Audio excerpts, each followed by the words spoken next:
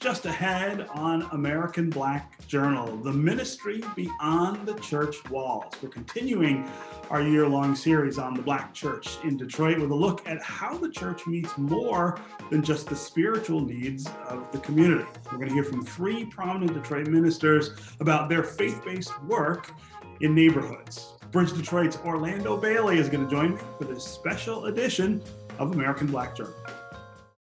From Delta Faucets to Behr Paint, Masco Corporation is proud to deliver products that enhance the way consumers all over the world experience and enjoy their living spaces. Masco, serving Michigan communities since 1929. Support also provided by the Cynthia and Etzel Ford Fund for Journalism at Detroit Public TV. The DTE Foundation proudly supports 50 years of American Black Journal in covering African American history, culture, and politics. The DTE Foundation and American Black Journal partners in presenting African American perspectives about our communities and in our world. Also brought to you by AAA, Nissan Foundation, Ally, Impact at Home, UAW Solidarity Forever, and viewers like you. Thank you.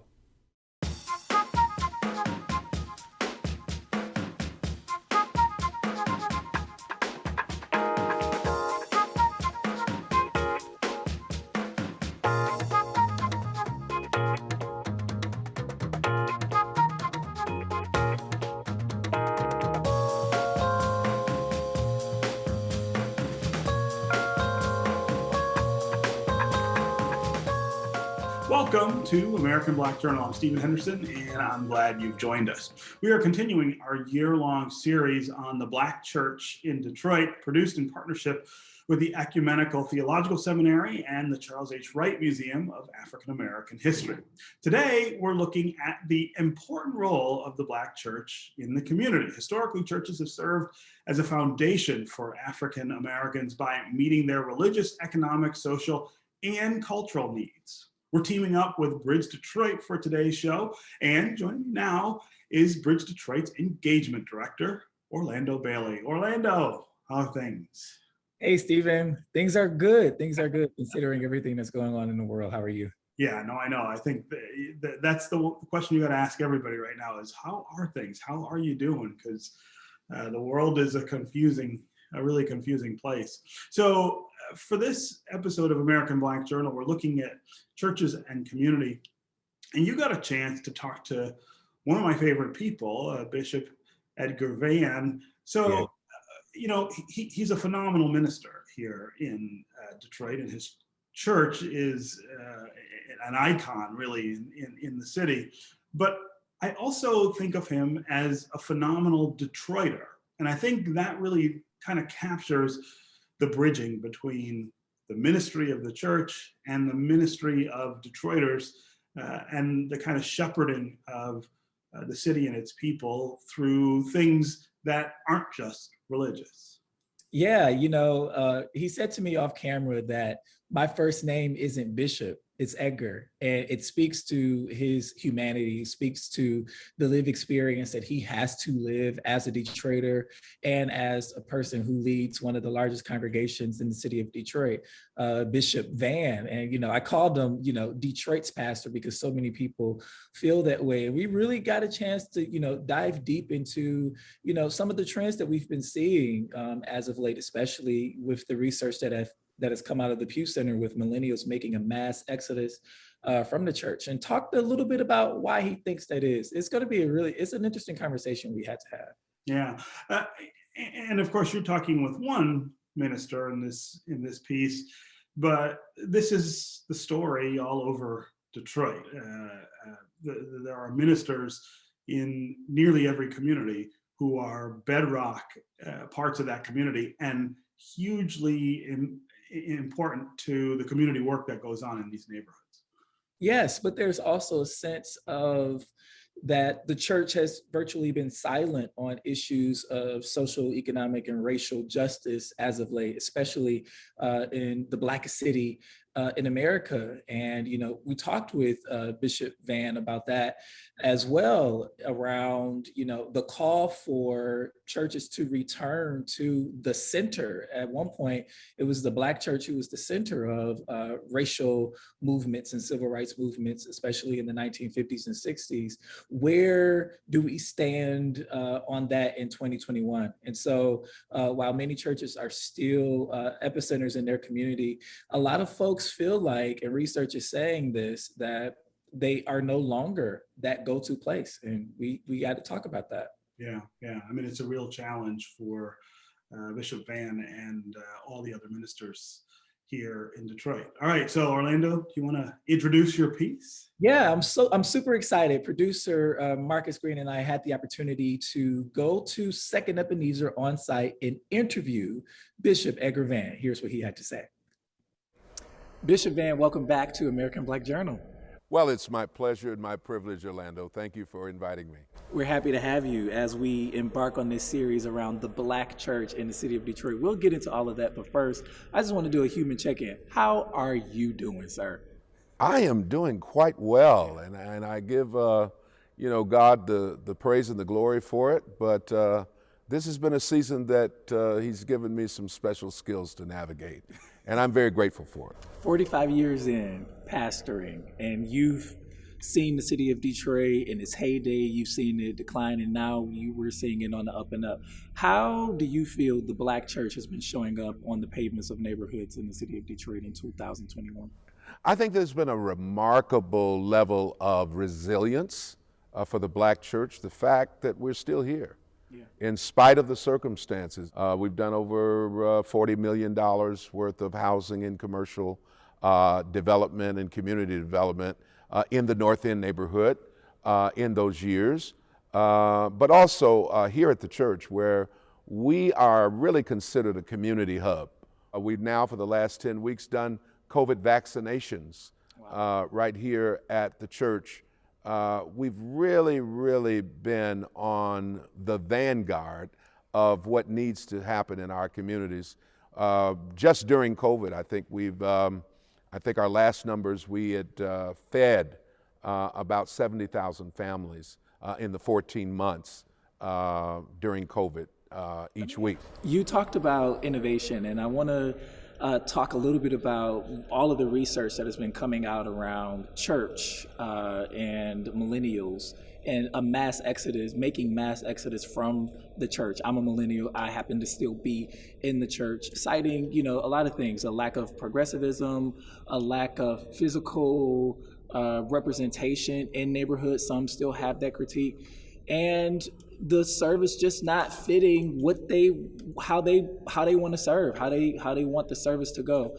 How are you being innovative in retaining and attracting young people to the church in 2021? I think it's a challenging thing for any church. I think that this is a generation who possibly one of the first generations who their primary influencers are not necessarily their parents, not necessarily institutions, not necessarily anything conventional. Churches are not cookie cuttered. All of them are not called to do everything other people want them to do. They need to find a church and leadership that works for them. And I think the church is not monolithic. The Black church is not monolithic. That's right. And so it's important for us to understand what the Black church represents, even in this day and time. I do know that there are people who have given up on God because of some of the social ills and the unconscionable situations that they have seen happening to African Americans.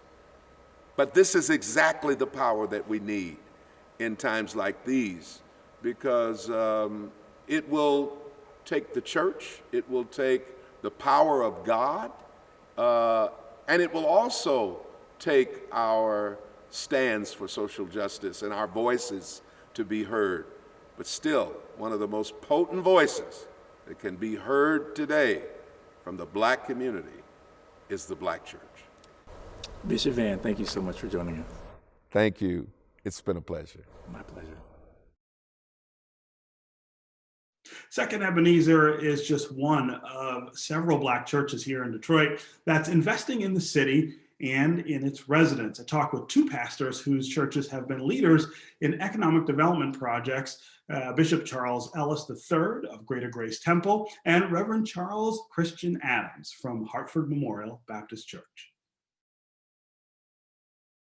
What we're talking about today is the work that you guys do beyond the church walls, the roles you play in our community and in trying to keep the community together, lift the community up, and develop the community.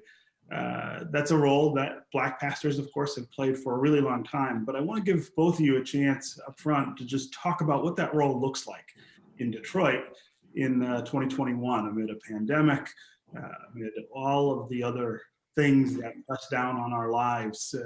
What role are you called to play these days? Bishop Ellis, I'll start with you.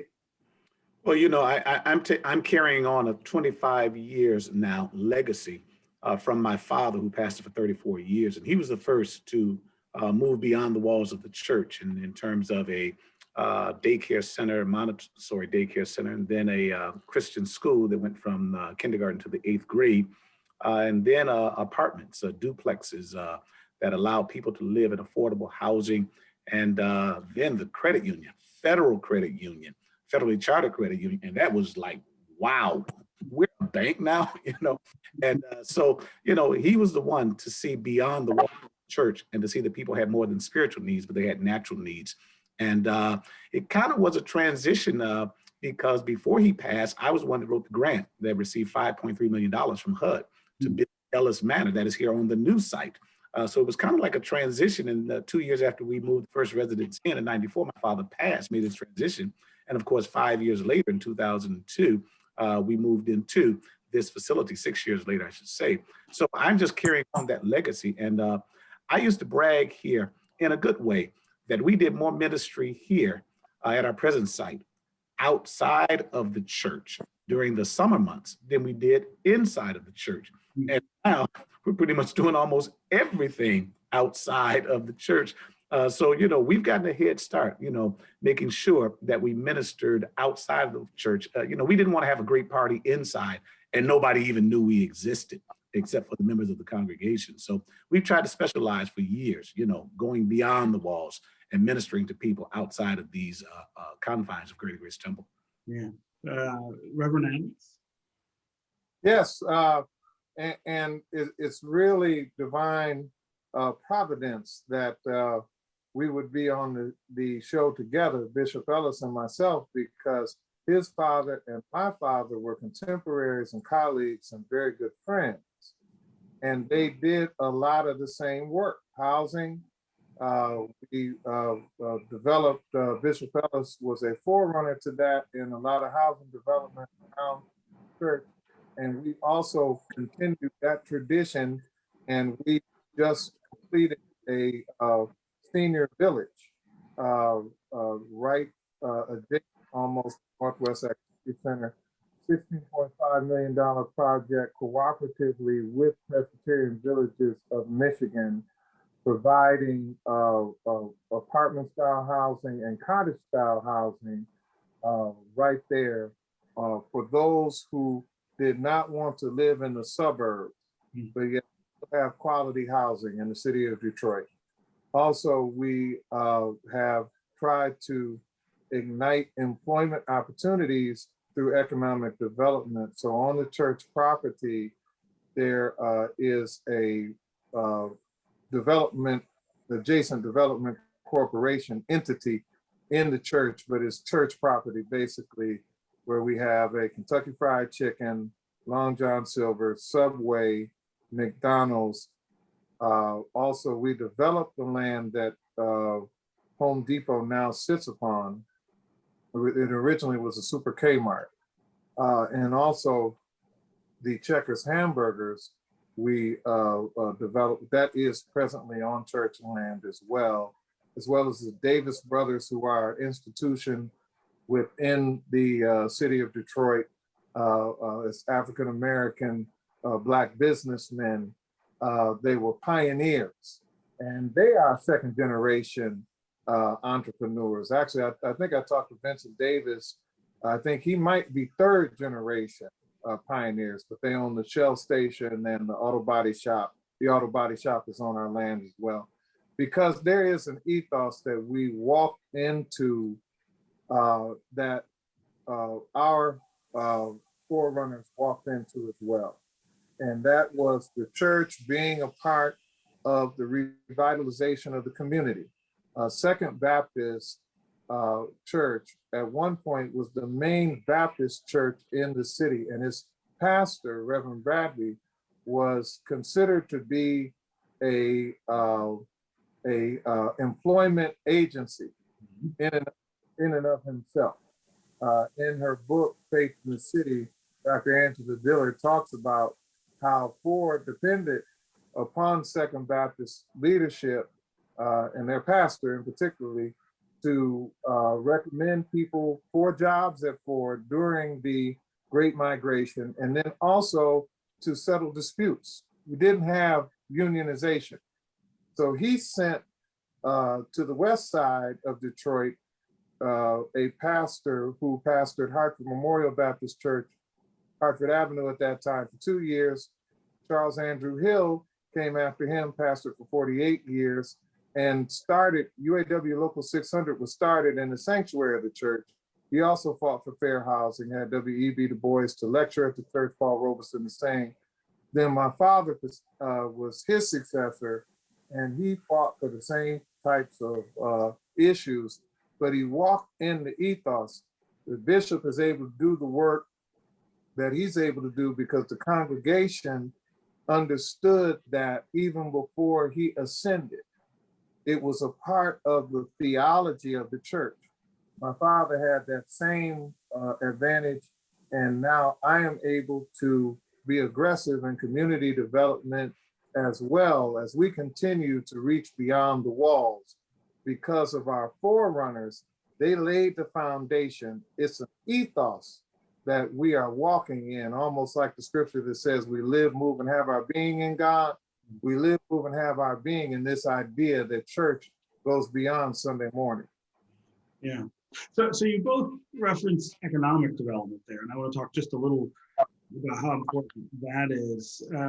You know, a lot of people would say that's not the church's job, that's government's job, or that's not the church's job, that's the chamber's job or business group. It's their responsibility, or it's other social organizations. But talk about why, especially for the Black community, the church is this incredible engine of economic development and opportunity. Bishop Ellis? Well, I would say that it's always been. You know, when you think about the church coming out of slavery, the church was that gathering place, even on the plantation down by the riverside. Think about the songs that they sing, those spiritual songs and hymns. I'm going to lay down my burdens down by the riverside. Those were gathering places. And many times those songs that they sang were messages that they were sharing one with another that the slave masters did not understand and could not comprehend. So the church was always that place of trust for Black people. It was always that place of integrity for Black people. It was always that place where you knew that you could get a fair deal. You knew that you can get somebody who would be sensitive to your plight and to your situation and would not just, you know, lay hands on you and pray for you, you know, and give you a spiritual high and then, you know, release you and say, hey, make it for yourself. It was always that institution that wrapped its arms around you. And I would say that we've always been family here in the Black church. You know, that's why this pandemic is really affecting us emotionally, probably in a greater way than maybe some Caucasian or other congregations, because, you know, African Americans, man, you know, we touchy-feely people, you know. I mean, when Black people shake hands, man, it's like 5 minutes, you know, you got all this and then a snap at the end 2 minutes later, you know, other folks just shake hands, keep moving on, because we like touching one another, and we're that touchy-feely kind of, we hug and we embrace, and, you know, we care about our brother and our sister because, again, we know the burden and we know the plight of not having enough and just barely making it.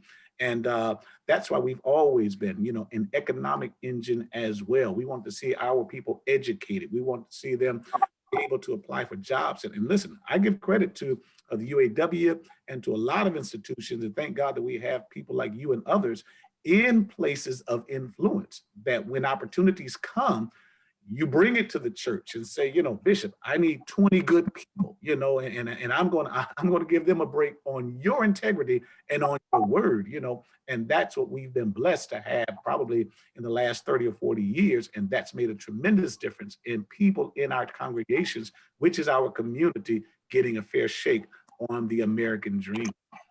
Yeah. Reverend Adams? Yeah, absolutely. That is a powerful question, because this is a cross that the church has been compelled to bear.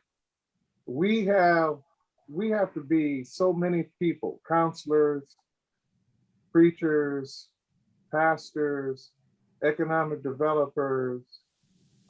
We have to, employment agencies, we have to have so many roles and so many hats because of the necessity of access to it. Now, if somebody has emotional crisis in a wealthy neighborhood, they hire a psychoanalyst at $200 or $300 an hour or more, and they make an appointment. These are a lot of those appointments we feel ourselves, and we walk people through changes and challenges in life because we have to, because people can afford that. But it's a role that we gladly play. We start the engine for economic development because corporations are skittish about coming into the community and paying the Black tax. We have to make the case that you can make money in the African American community. And when they can't get the small business loans, they have to come to Bishop Credit Union because they can't get the money elsewhere. And we have to create the opportunities that are in other communities just because of the demographic differences. So we have to play that role. Now, the question is, for me, Stephen, when do we start making sure that we compel the government to do their job? Because we shouldn't have to play all these roles. It's the government's job to make sure everybody has access to fair housing. It's the government's job. We're paying taxes just like everybody else. This myth that African Americans are just somehow living off the fat of the land and we're not paying any taxes is a lie. And many of the economic development entities that we're talking about in engines pay taxes. And look, the government has to provide equal access to healthcare. The government has to provide equal access to education. The government has to provide equal access to opportunity. And we have to continue to pressure them to do it. We have to march. We have to continue to fight. We have to continue to advocate. And ultimately, it will help everybody. Injustice anywhere is injustice everywhere. And now Officer Chauvin's getting a little taste of the system that he allowed to run on over African Americans, right? I hope they give him mercy at his sentencing, because I want to make the same case for African Americans who are overcharged and oversentenced. We have to say, look, why are we dealing with COVID-19? Pandemics that's part of life. Communicable diseases are just a part of life. It's the medical delivery system that has forgotten the poor. So we can't be satisfied with the union in America and then no unionization in poor nations, because the companies just go to where the poor nations are and exploit them. We can't be satisfied with healthcare in America and then no healthcare delivery in other nations, because if they get sick there, with transportation being the way it is, we're going to get sick here. And even within our country, we have third world living conditions right here in America. You know, we want to talk about we are the world and go over to Africa and help them. We got kids that need our help in Detroit, in Watts, in Cabrini Green, in if they still have Cabrini Green. I think they got projects in Scotland. But wherever We got kids that need help right here. Yeah. But we have to force the government to fulfill their role. Yeah. Okay, Bishop Ellis and Pastor Adams. It's rare on this show that we have two such huge figures, not just in the religious community, but in Detroit generally. I'm really glad you joined us for this conversation. That's going to do it for us this week. Thanks as always for watching. We look forward to bringing you monthly reports on the Black Church in Detroit, and you can view past shows at AmericanBlackJournal.org. And Bridge Detroit looks forward to partnering with American Black Journal on the stories that matter to African Americans. Check out our reports at bridgedetroit.com. Meanwhile, we want to hear what's on your mind. Connect with us on Facebook and on Twitter. We'll see you next time.